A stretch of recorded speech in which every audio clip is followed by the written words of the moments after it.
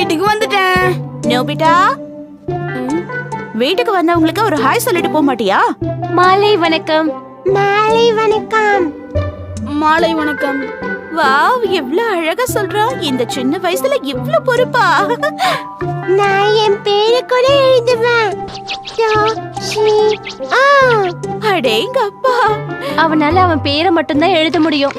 அவனுக்கு இப்பதானே 4 வயசு ஆகுது. என்னாலையும் தான் என் பேரை எழுத முடியும். பாருங்க.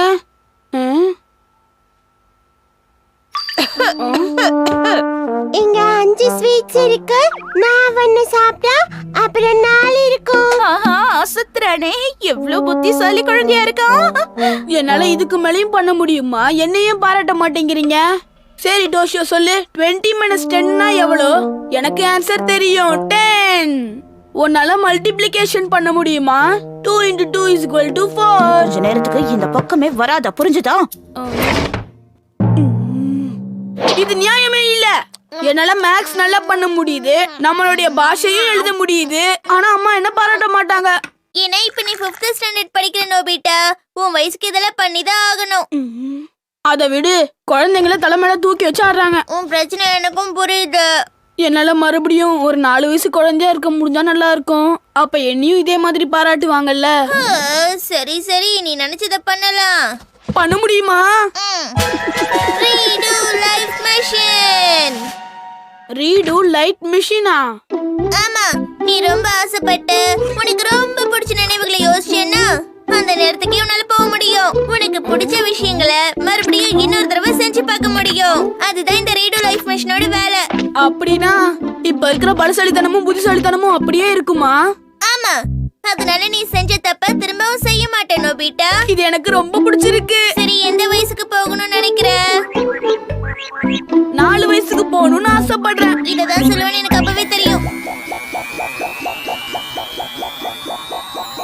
4 வயசுக்கு போ.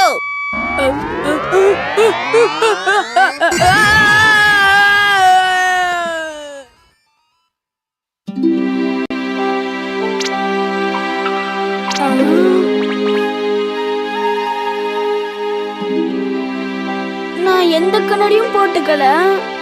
ஓ, மறுபடியும் 4 வயசு ஆயிடுச்சா? இந்த இடம்லாம் எனக்கு ரொம்ப நல்லா ஞாபகம் இருக்கு. எங்க வீட்டு பக்கத்துல இருந்த இடம் இதெல்லாம். ஆஹா, எனக்கு ரொம்ப சந்தோஷமா இருக்கு. நோபிட்டா, நீ அங்க என்ன பண்ணிக்கிட்டு இருக்க? நம்ம கண்ணாமூச்சி ஆட்டோல விளையாடிக்கிட்டு இருக்கோம். நீ இப்ப எங்களை தேடி வரணும், மறந்துட்டியா? தியான், சுனியோ, ஷிசுகா, நீங்க தானா? குட்டியா ரொம்ப அழகா இருக்கீங்க. எனக்கு சிரிப்பு தான் வருது. அப்பத்துல இருந்து இந்த ஜியான் பையன் இப்படிதான் இருக்கானா? தெரிந்தவே இல்ல. பாவம், அவன் எதுக்காக அடிச்சிட்டு இருக்க ஜியான்? ஷிசுகாவும் கொஞ்சம் கூட மாறவே இல்ல. எனக்கு தான் சப்போர்ட் பண்றா. ஆரம்பிச்சுட்டாங்கடா. இவங்களை ஏதாவது பண்ணியே ஆகணுமே. சரி, அதை விடுங்க. நம்ம இப்ப ஏதாவது விளையாடலாமா? எனக்கு இப்ப ரொம்ப போர் அடிக்குது. ஸ்கூல் விளையாட்டு விளையாடலாம். சரி, அப்ப நான் டீச்சரா இருக்கேன். இல்ல புள்ள, நான் தான் டீச்சரா இருப்பேன். இல்ல, நான் தான் டீச்சர். ஏன்னா என்னால தான் எழுத முடியும். என்னாலயும் தான் எழுத முடியும். அப்படி பார்த்தா என்னாலையும் தான் எழுத முடியும். அப்படின்னா சரி, நம்மளால என்னெல்லாம் எழுத முடியும்னு பார்க்கலாம். சுனியோ, ஷிசுகா, ஜியான், நோபிட்டா. நோபிட்டா, உன்னால இவ்ளோ அழகா எழுத முடியுமா? முடியும். இவன் நம்மள ஏமாத்துறான். ஆனா அவன் கரெக்டா தான் எழுதியிருக்கான். ஆமா, உண்மையாதான் போய் எழுதி. சொல்லாத. எங்களுக்கு டவுட்டா இருக்குல்ல.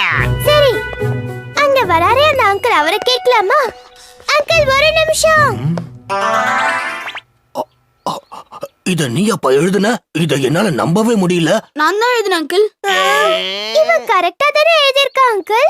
ஆமா, அதுவும் எவ்வளவு அழகா எழுதிருக்கான். நோபிட்டா, எப்படி உன்னோட பேரை நீ அழகா எழுதுன?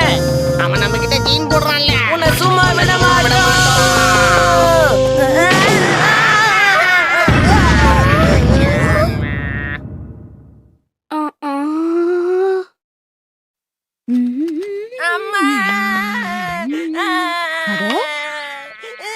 மறுபடியும் நோபிட்டாவை யாரோ அழ வச்சுட்டாங்க போல இருக்கே. ஆஹா, எதுக்குதான் இவன் இப்படி அழுமூஞ்சியா இருக்கான்? இப்படி எல்லாம் அழக்கூடாது நோபிட்டா. அழாம தைரியமா இப்ப இருக்கணும். பாத்தியா, வலி பறந்து போயிடுச்சு. ஆண்டி, இவங்க தான் அழறாங்க, நோபிட்டா இல்ல. நோபிட்டா தான் இவங்கள அழ வச்சுட்டான். என்னது நோபிட்டாவா? என்னால நம்பவே முடியல. நான் எதுவுமே பண்ணலம்மா, அவங்கள தள்ளி தான் விட்டேன். அவங்க காயத்துக்கு மருந்து போட்டு விடுங்க.